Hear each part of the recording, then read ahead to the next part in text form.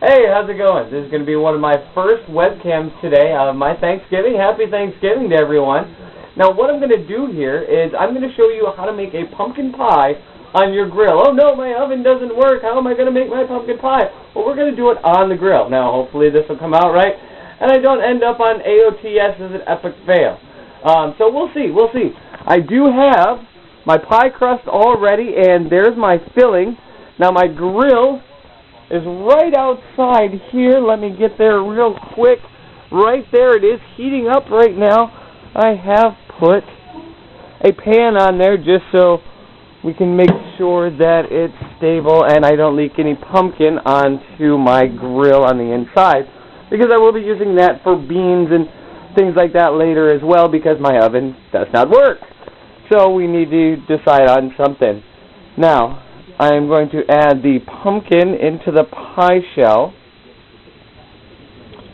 Now, I did make my pumpkin from scratch, from a real pumpkin, same as the pie crust. I always believe that you need to make everything from scratch. It tastes better that way. It's always better that way. Now, let's hope we can navigate the camera and the pie at the same time. We'll see. You know what? I'm going to set the camera down. I'm going to hold on for 1 minute. You're just going to look at random stuff right now. I'm going to pick up the pie. You know what? We're going to pause, and I'll be right back, and I'll show you when it's... I've carefully carried my pie out to the grill. It is now placed on the grill on a pan. Now, my grill is a little tilted, so you may see that some of the fillings on one side, such is life. It's a homemade pumpkin pie. It's for me. It really doesn't matter if it's perfect or not. You know, it's only for me or friends if they stop by. Now, I put a pan down there so as to not burn the bottom of the pie. I'm hoping that won't happen. Now I'm going to close the grill now, and it should raise up to 350 degrees or so. I did place the grill on low in order for it to make sure it's going to be on that temperature. Now, luckily, I have this thermometer here, which is actually my oil thermometer for my fried turkey later, which you will be seeing. But I can stick that right in the hole of the grill here, and I can determine what temperature it is so I know when to turn the grill off and let the pie just sit for a little while.